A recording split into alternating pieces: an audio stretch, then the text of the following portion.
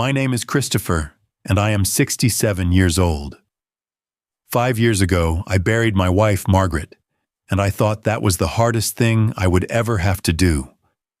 I was wrong. Last Tuesday afternoon, I sat in my son's living room holding a cup of herbal tea my daughter-in-law had just prepared for me. She smiled so sweetly, told me it would help me sleep better. I raised that cup to my lips, grateful for her kindness.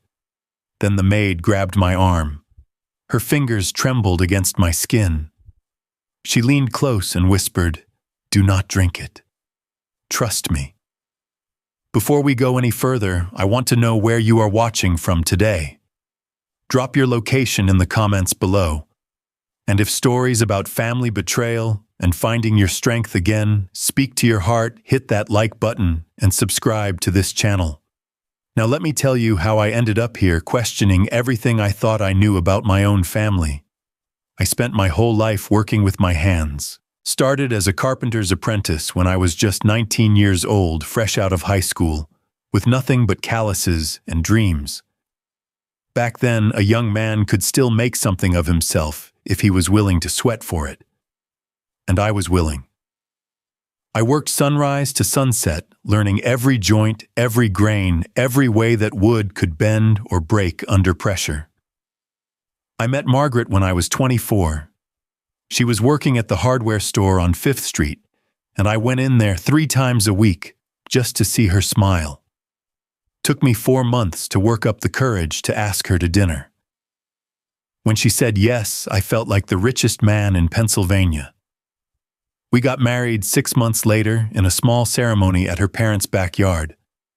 Her daddy gave me a handshake and told me I better take care of his little girl. I promised him I would. We started with nothing. Rented a tiny apartment above a laundromat where the machines shook our bed every time someone dried their clothes. But we were happy. Margaret worked at the store while I took every carpentry job I could find. Porches, cabinets, furniture, you name it, I built it. My hands were rough as sandpaper, cracked and bleeding some nights, but I never complained. Not once. By the time I turned 30, I had saved enough to open my own shop. Wilson's Woodwork, we called it. Just a small space in an industrial park, but it was mine. I remember the day we hung that sign above the door. Margaret cried. Said she always knew I would make something of myself. I told her we made it together. The business grew slowly at first. Custom furniture mostly, then kitchen remodels, then contracts with local builders. I hired 2 helpers, then 5, then 10. By my 40s, Wilson's Woodwork was the biggest carpentry operation in 3 counties. People drove hours to have us build their dream kitchens, their perfect dining tables, the cribs for their firstborn children. But success came at a price. I worked 14-hour days, sometimes 16. There were winters when I stayed at the shop until midnight, finishing orders, my breath visible in the cold, because the heating barely worked. My back started aching in my late 30s and never really stopped. My knees followed. By 50, I walked with a slight limp that got worse when it rained. Margaret never complained either. She kept the books, answered the phones, made sure every customer felt like family. We were a team. 2 people rowing the same boat through calm waters and storms alike. Then there was Marcus. Our son was born when I was 28 years old. I remember holding him in the hospital, this tiny pink creature with his mother's eyes and my stubborn chin. I made a promise to that baby boy right then and there. I would give him everything I never had. Every opportunity, every advantage, every chance to become something greater than a carpenter with sawdust in his hair. Marcus was smart from the start, reading by age 4, doing multiplication by 6. Teachers called him gifted. Margaret and I just called him our miracle. We saved every penny we could for his future. When other families took vacations, we stayed home. When other dads bought new trucks, I kept driving my old Chevy with the rusted bumper. Everything extra went into Marcus's college fund. He wanted to be a lawyer. Announced it at dinner one night when he was 15, said he wanted to argue cases in courtrooms and fight for justice. Margaret squeezed my hand under the table. We were so proud. The tuition at Penn State nearly broke us, then law school after that. I took out a second mortgage on the house, worked weekends, took every job that came my way, no matter how small. There were nights I came home so tired, I fell asleep at the kitchen table with my boots still on. Margaret would drape a blanket over my shoulders and let me rest. But it was worth it. Every sacrifice, every late night, every aching muscle, because Marcus graduated top of his class. Passed the bar on his first try. Got hired at a firm in Philadelphia making more money in a month than I made in 6. I remember sitting at his graduation ceremony, tears rolling down my weathered face, thinking that all those years of struggle had finally paid off. That was supposed to be the happy ending. The American dream fulfilled. Father works hard, son succeeds, everybody wins. Except life does not always follow the script you write for it. Margaret got sick 5 years ago. Started with a cough that would not go away. Then weight loss, then the diagnosis that turned our world upside down. Pancreatic cancer. Stage 4. The doctor said 6 months to a year if we were lucky. I sold the business. Wilson's Woodwork, 40 years of my life gone in a single signature. But I did not care about the company anymore. I only cared about her. I used the money for treatment specialists, anything that might give us more time together. I held her hand through chemotherapy. I learned to cook soft foods when she could not swallow. I slept in a chair beside her bed because I could not bear to be far from her. She lasted 14 months. Outlived every prediction because she was stubborn like that. But in the end, even stubbornness cannot defeat cancer. She passed on a Tuesday morning in March, holding my hand, telling me she loved me with her last breath. I buried her next to her parents in the cemetery on Oak Hill. And then I went home to an empty house full of 43 years of memories and tried to figure out how to be alone. For 4 years I managed, kept busy with small projects in my garage, visited Margaret's grave every Sunday, called Marcus once a week, though he was always busy, always rushing off to meetings or court dates. I understood. He was building his career. That was what I had worked so hard for, after all. Then Marcus called with the offer. "Dad, you should not be living alone anymore," he said. "Come stay with us. Diana and I have plenty of room. Sophie would love to have her grandfather around." Sophie was 12 then, my only grandchild, and I did miss her terribly. Marcus and Diana lived in a big house in the suburbs, 4 bedrooms, 3 bathrooms, more space than any family needed.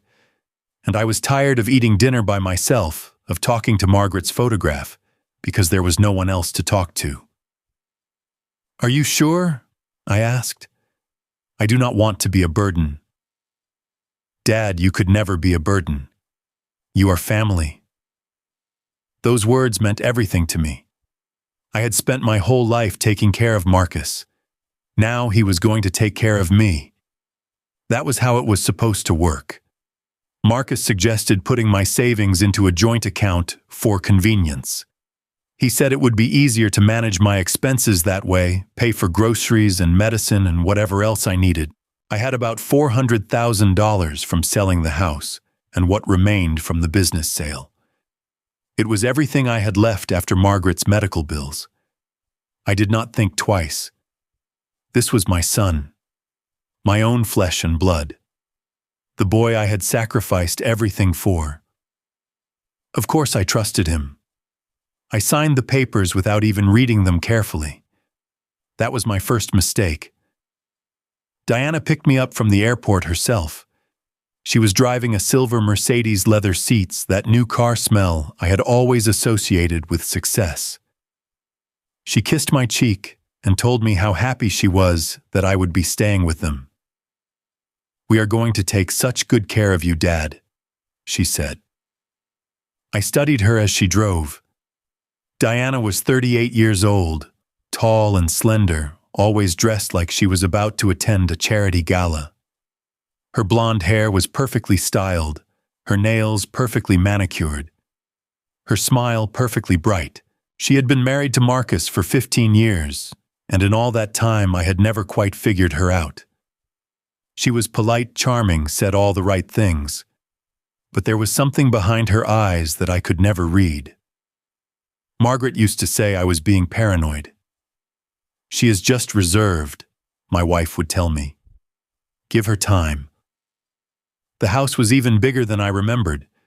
2 stories of brick and white columns, a circular driveway, a lawn so green it looked artificial.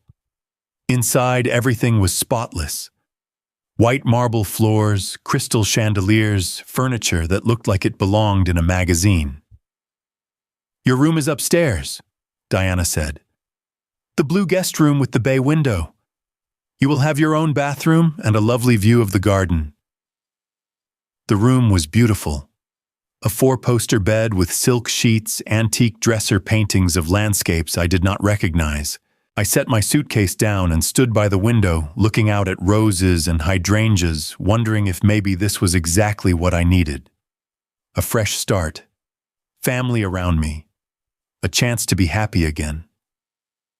That first week was wonderful. Diana made breakfast every morning.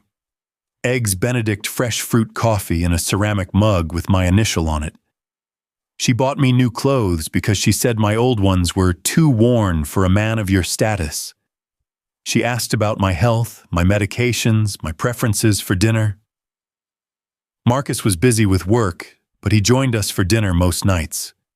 We talked about Sophie's school local politics memories of Margaret. It felt like a family again. I started to believe I had made the right decision. Then I met Rosalinda. She was the housekeeper, a quiet woman in her mid-50s with dark hair streaked with gray and hands that never stopped moving. She cleaned and cooked and laundered, always in the background, almost invisible. When I tried to thank her for folding my clothes, she just nodded and looked away. "That is just how she is," Diana explained. "She is from Guatemala. Barely speaks English. We keep her because she is reliable, not because she is friendly." But I noticed something Diana did not mention. Whenever Rosalinda walked past me, she would glance over her shoulder, a quick look filled with something I could not identify. Concern, maybe. Or pity. I told myself I was imagining things. By the second week, small changes began. Diana came to my room one morning with an apologetic smile. "Dad, I hate to ask, but Marcus needs the blue room for a home office. He is taking on more cases and needs a quiet space to work. Would you mind terribly moving to the basement suite?" The basement suite. It sounded nice when she said it. But when I saw it, my heart sank. It was one room with a small window near the ceiling, barely big enough to let in natural light. The furniture was older, mismatched, clearly the things they did not want upstairs. The bathroom was cramped. The carpet smelled faintly of mildew. "It is just temporary," Diana assured me. "Once Marcus finishes this big case, we will figure out something better." I did not argue. I was a guest in their home. Who was I to complain? But the move to the basement was just the beginning. Dinner invitations became less frequent. Diana would text me that they were eating late or that Marcus had brought colleagues home. "You should eat earlier, Dad. We do not want you waiting up." So I started eating alone whatever Rosalinda left for me in the refrigerator. Leftovers mostly. Cold chicken. Day-old pasta. When Marcus's work friends came over for parties, Diana would suggest I stay downstairs.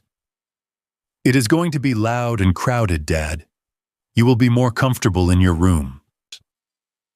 I would sit on my basement bed, listening to laughter and music through the ceiling, feeling like a stranger in my own family's house. And then there was Sophie. I used to see my granddaughter every day that first week. She would come home from school and find me in the garden, tell me about her teachers and friends, ask me to help with her math homework. But gradually, she stopped coming. Sophie is very busy with extracurricular activities, Diana explained. Violin lessons, soccer practice, tutoring. You understand? I understood. But I also noticed that Sophie looked away when she passed me in the hallway, like she had been told not to engage. About a month after I moved in, I decided I wanted to buy Sophie a birthday present. Something special for her 13th birthday. I drove to the bank, the same branch where Marcus had helped me set up the joint account. I would like to withdraw $500, I told the teller. She typed something into her computer. Frowned, typed again. I am sorry, sir, but you are not listed as an account holder on this account anymore. That is impossible. It is a joint account. My son and I set it up together.